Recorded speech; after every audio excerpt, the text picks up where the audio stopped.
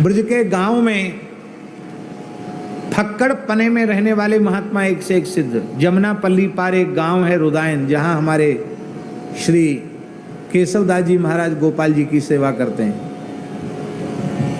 वहां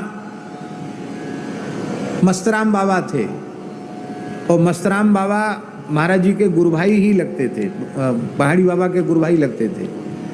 पर मस्तराम इसलिए उनको लोग कहते थे, वो तिलक विलक नहीं लगाते थे, ऐसी कोई रज चंदन वगैरह कुछ लगा लिया। वह गैया चराते थे वो, और सेवा करते थे, खेत में सेवा करते, गैया चराते मस्तराम बाबा।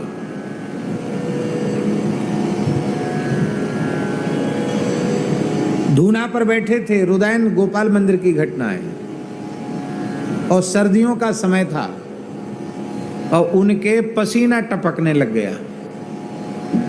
तो ठाकुर साहब सामने बैठे थे, एक पंडित जी थे वो बैठे थे, ये लक्ष्मी नारायण पंडित जी के पिताजी, पहले लक्ष्मी नारायण पंडित जी थे ना, उनके पिताजी या दादाजी के समय की बात, वो बैठे थे। उन्होंने कहा, बाबा तेरे पसीना कैसे आए रहे हो? अरे बोले भैया कछु मत पूछो, कैसे पसीना आए रहो। तो बताया उन्होंने कि इतने कोस दूर पे एक ब्रजवासी बैलगाड़ी में कुछ माल लाद के ले जा रहा था, और बैलगाड़ी फंस गई मिट्टी में, कीच में, बैलों पर वो चल नहीं रही थी। हम वहाँ घूम रहे थे तो हमने धक्का लगाया, पूरी ताकत लगाई कि बैलों पे जोर न पड़े।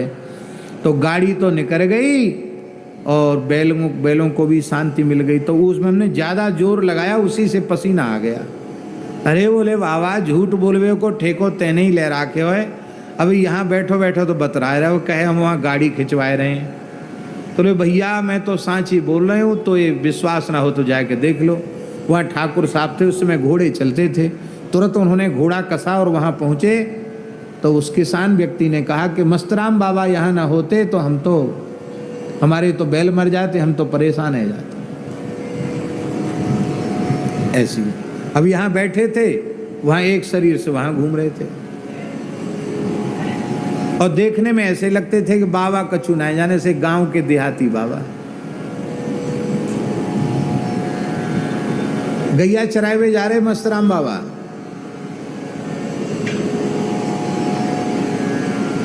गैया चराए हुए जा रहे बाबा, और एक गुजर, यहाँ कोई गुजर बैठे हो तो बुरा मत मानियो, बड़ा नामी पहलवान था गुजर।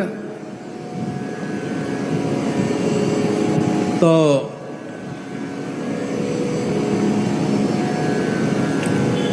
पहलवान कुछ मोटी बुद्धि के भी होते हैं। और फिर गुजर कहते नीम और करेला और नीम पर क्या कहते हैं, नीम चढ़ा। तो एक तो पहलवान है गुजर, तो बाबा को मखौल करते हुए, हंसी करते हुए, ए मस्ता बाबा, कहाँ भैया, क्या बात है? अरे बाबा बड़ी जोर की गर्मी पड़ रही है, प्यास लग रही हो तो पानी पी ले। कुआं पे नहा रहा था, बाल्टी से खींच खींच करके, पानी पी ले। और महीना था पूष का, भयंकर ठंड पड़ रही थी, कोहरा पड़ रहा था, भयंकर ठंड। और वो कह रहा है बाबा बड़ी जोर की गर्मी पड़ रही है तो प्यास लग रही है, पानी पी ले। बाबा समझ गए मखौल कर रहा है। बोले भैया तू मुझे पानी ना पिवा पावेगो पहलवान, और तू स्नान ध्यान करके अपने काम में लग, तू हमें पानी ना पिवा। अरे कैसी बात कर रहे हो बाबा, मैं तो पानी ना पिवाए तो पाऊंगो? पी ले तू, झिक के पी ले, कितने पानी पिएगो?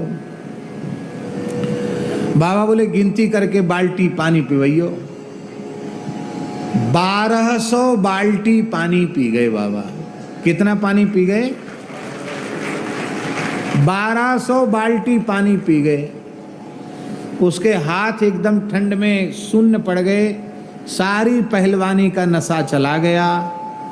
बोलो बाबा कुइया तो खलियाई, खलियाई माने इसका तो पानी खत्म होने वाला है, कुइया तो खलियाई और कितने पानी पीवेगो?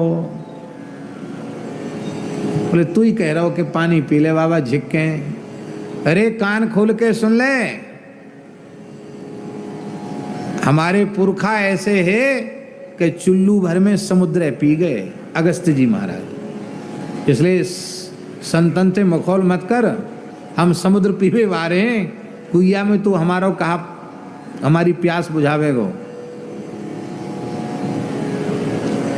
चरणों में पड़ गया महाराज। बोले अब किसी साधु के साथ मखौल मत करना, नहीं तो समझना अभी तो तेने कर दियो फिर बुरो होएगो तेरो।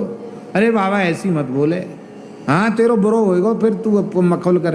ना बाबा मैं क्षमा मांगू, चरणों में प्रणाम किया। फिर बाबा बोले देख तू बुरो मत मानियो, हम काऊ ब्रजवासियों को दुख नहीं दें। तेरो अमुक खेत सूख रहे हो, मैंने तेरो खेत सींच दियो। यहाँ पानी पी रहे थे, वहां उसके खेत की सिंचाई हो रही थी। गुजर गया, देखा भैया उस खेत में तो पानी नहीं था, पानी सिंच गया। आके बाबा के चरण पकड़ लिए। अब महाराज जी सुनाते थे, पहाड़ी बाबा महाराज, कि मस्तराम बाबा किसी ब्रजवासी के घर में चले जाते, छींके से माखन की मटकी उतार लाते, दही उतार लाते, और गांव की स्त्रियां उनको बाबा रसिया सुना, नाच दिखा बाबा रसिया सुना। तो जो द्वापर की लीला है वो कल युग में होती है। स्थान में भोजन कम करते थे, ऐसी घरों में जाके ब्रजवासियों घर में खा जाते, महेरी खा जाते, राबड़ी छाछ खा जाते, मस्त रहते, गैया चराते, न कभी माला फेरते दिखाई पड़ते, न कोई भजन पूजा करते दिखाई पड़ते, और सिद्ध पुरुष थे। अतीन्द्रिय ज्ञान इसको कहते हैं। धर्म और सदाचार की ऐसी महिमा।